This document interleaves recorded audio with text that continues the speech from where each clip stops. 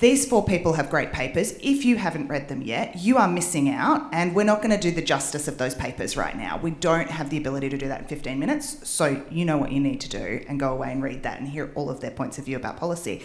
But what I want to start with is something that I really picked up in the video about Gilmour Space. And Adam, we were talking about this yesterday. I had a chance to talk to Adam and Mike about this yesterday, but this idea about vision and boldness. And I think, you know, to talk about having an Australian prime, I actually think it goes bigger than that, right? The prime is the outcome of how you fulfil a bold vision. But could you share a little bit about the bold vision, not just the rocket that's going to go up in 2022, but the bigger vision for Gilmour Space, why it matters and why it matters in the sovereign context of Australia? I know that's a lot, but I think the impact of what you're doing with Gilmour is phenomenal. And I just want to harness a bit of that energy and the passion of what we saw in that clip. Okay, yeah, I think I was pretty pumped when I did that, so apologies if I was a bit over the top, but... No, stay pumped. We want that. I think the purpose of having a bold vision isn't just about what we're doing. Like, we have a lot of goals in the company. One of them, you know, is just crazy, like put people on the surface of the moon, lift stuff off the surface of the moon, etc. I think, you know, Elon wants to go to Mars. No. The moon is where the action's going to be for the next century. But what I'm saying in the paper is having a very bold ambition is critical for a lot of organisations, a lot of people, because you have to be bold to move a long way. I was thinking about an example while I was sitting over there of what I mean. You know, you shoot for the moon, and we are. And if you only go 10% of the way, do you know where you are? Geostationary orbit, which is already pretty far away. So, you know, it's the adage of, you know, go big, have a go, and even if you don't quite make it there, you'll still go a long way. I love that, and I want to unpack a little bit about being a prime, because you talk about that in your paper, and then Mike, I'm just putting you on your notice, I'm coming to you next. But, you know, being a prime, what does that do, and kind of the case for going, we can build it here, you touched on it in the video, but what does that do, marrying that case for that, and how do we need to think about that and reflect about that as society, not just from a policy context, but kind of just getting everybody to understand from a business imperative, what does that do for you and Gilmour, and what's the spillover of that? Well, I think a prime gives the government the ability to dictate a lot more in terms of the way the technology is moving. But in the paper, I talk about the economic benefit of being a prime. And in our example, we have over 300 Australian companies that are in our supply chain. And so it's not just, I don't like to call them just supply chain, they are technology partners. You know, not everybody in the country knows how to build a rocket. We certainly didn't when we started. So we worked with these companies to co-develop technology with us. And so when we go to space, 300 Australian companies will go to space on our vehicle, and 300 Australian companies can go into the global market and say, I'm space qualified. And that's how the space market works. You are nowhere until you've tested it in space. So I even have to stay humble. I haven't gone to space yet.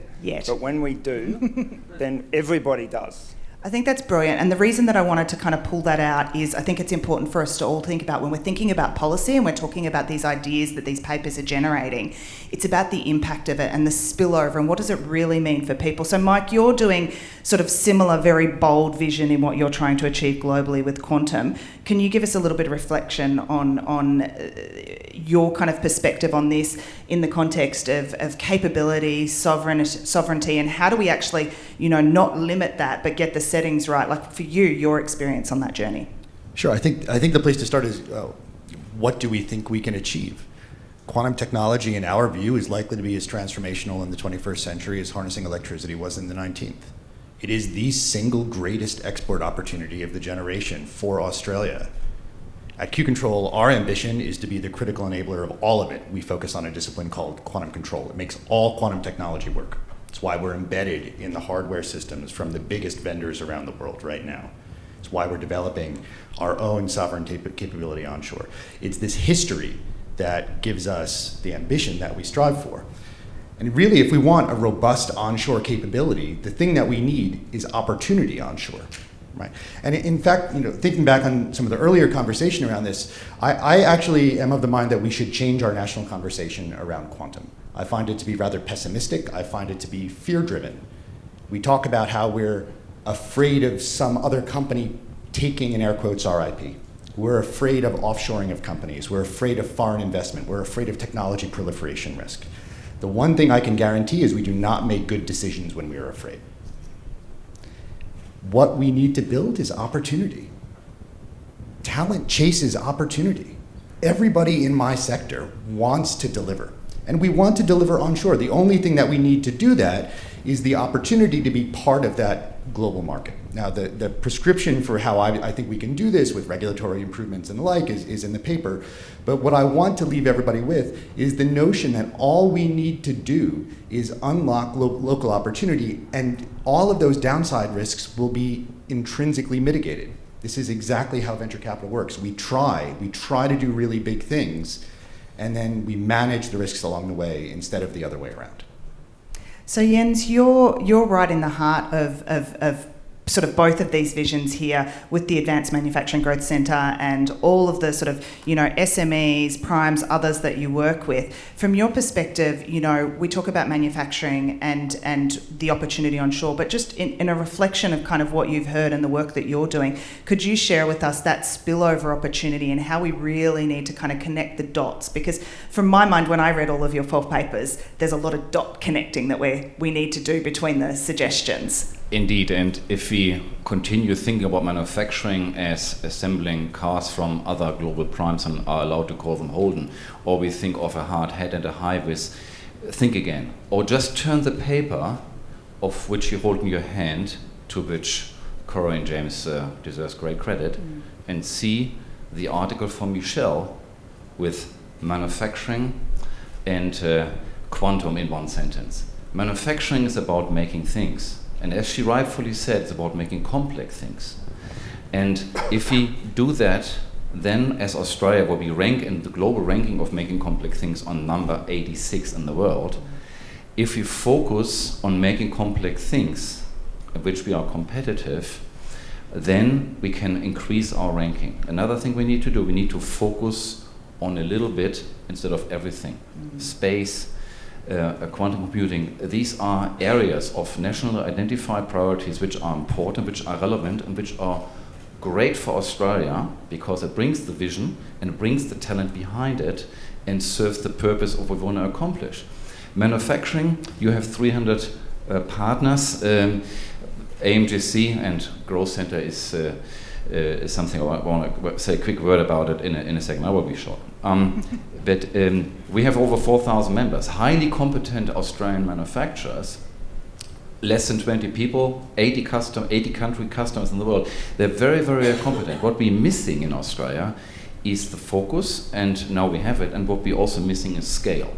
So when we speak about our manufacturing ecosystem, these highly talented companies need to be inspired by companies like yours, which we support, and many others, to deliver and unleash the capability we have. Manufacturing is not a sector, manufacturing is a capability which cuts across everything being made. I love that, and I just want to make a note for all of you on the stage if you didn't get to see it, but the hug that happened between you two guys when you walked in, to me, that actually typifies the relationship that we actually need to have all the way along our supply chain. And Adam, you said it brilliantly when you said, it's not just us going to space, it's all of the companies that we work with, and they're our partners, not just our supply chain. This brings us to a really good point. Kate, in your paper, you talk a lot about culture and drivers and relationships between universities and expectations. And it's a common theme throughout the whole papers that we need systemic change and we need to connect the dots and, really kind of leverage a bold vision.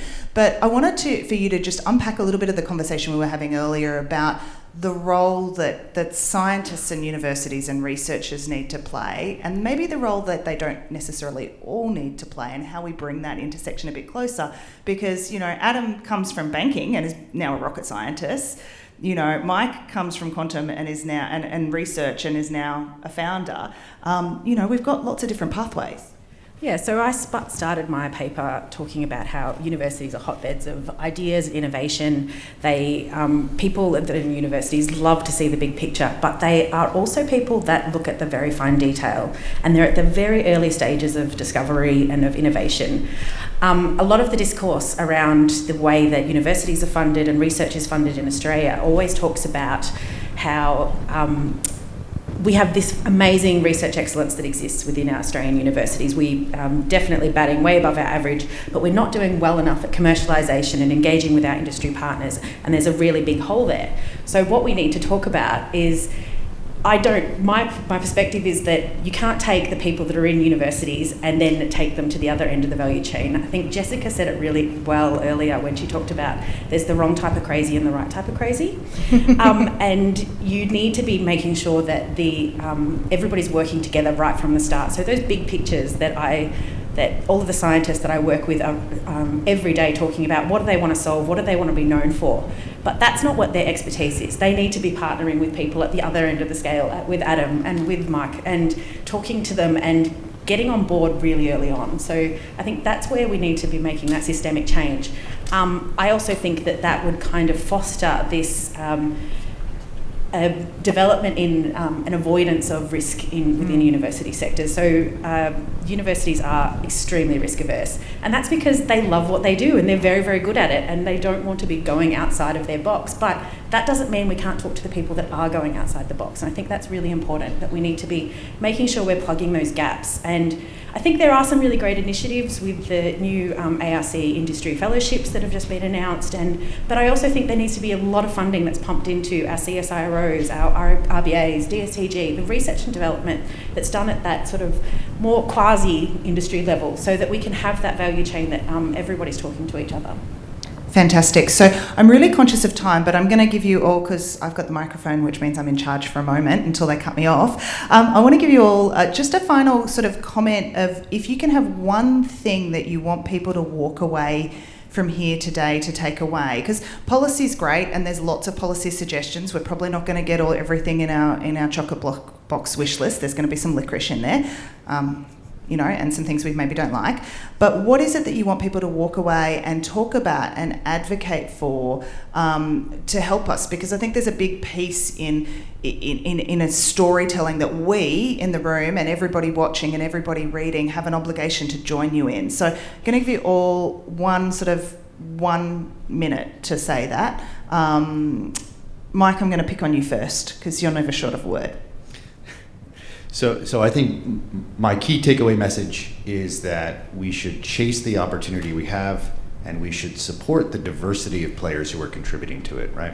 We shouldn't just focus on one bright, shiny thing, because as we just heard, there's this whole other sector that often gets ignored in the innovation dialogue, which is the university basic research sector. In my career, I was 17 years in before I identified a commercial opportunity. 17 years of research in academia before I identified that I could do something commercial with what I had been working on. Were the first 17 years of failure because I hadn't commercialized to that point? According to the current dialogue, that's how it would be perceived. What I want is the reset, that we see the different parts of the community, from the small startups, the big scale-ups, our university partners and friends, including our university friends who just want to do basic research and don't want to talk to me. That's totally fine. We need that. And I want everyone to see that the opportunity is framed around the diversity of that community. Jens, I might come to you. It's all about global competitiveness and commercialization. Research excellence behind university doors doesn't serve us in any way. And by doing that, another example, Fraunhofer Institute is for applied research. I underline applied, and it's named after Fraunhofer because Fraunhofer was a basic researcher. Then he did applied research, and then he became an entrepreneur. Like Michelle, she's all three of that. You're an entrepreneur. To utilize global competitive knowledge into commercialization and realization is key, and our ecosystem is not focusing on that. We are focusing too much on early research. Would be great, instead of having $12 billion, having $24 billion. But if we do not utilize the commercialization, it is wasted talent. So you just said my first 17 years were a failure. No? That was your starting point for your journey, and now is it where you are. But this is fantastic. But without your commercialization, you would have had another 17 years and ask yourself, would I have gone more? And you have realized it. And you use your capital instruments to do that. Well done. I love the debate. You guys can keep up with that outside. There could be some really interesting conversations over lunch if they're together. Kate, let's come to you for your thoughts. I think I echo Mike's point that we need to celebrate the diversity in our research and innovations scope, and we need to understand that it's not a linear model. It's everybody working in it together, and we need to appreciate what people are good at and what people, where people can achieve and do better. I think there's so much scope for Australia to be an absolute innovation powerhouse, and I see it every single day on the floors of our labs, and we need our research groups, but it's just getting everybody into the room together and realising that we're on the same path. So, Adam, I'm going to give you final words. You've got a big, bold vision. You didn't come from a linear pathway of always doing rocket science. 20 years in banking, we'll forgive you for that. But, final words that you want to kind of leave with us all. I think I want the Australian population, the Australian government, to believe that Australia can do things impossible, and I want them to back the champions, because we don't do that. I love it. I could not have said that better. But to do justice to Corey and to James and the Innovation Oz teams, I am going to wrap this into defence startups and capability. And if we're going to have a conversation in this country about sovereign capability, if we're going to talk about resilience, if we're going to talk about a prosperous future for people and planet, we actually do need to have that bold vision and align all the different parts of it, from basic research through to the commercial outcomes teams, the supply chain, the partners, the funding mechanism, every single part of the way. And wouldn't it be nice if when we wrap up today and get to lunch, and I know there's a couple more sessions, we could actually together continue the conversation about the bold ambitions that we want to set and all lean into and support together. So thanks everybody, and thank you to our panellists.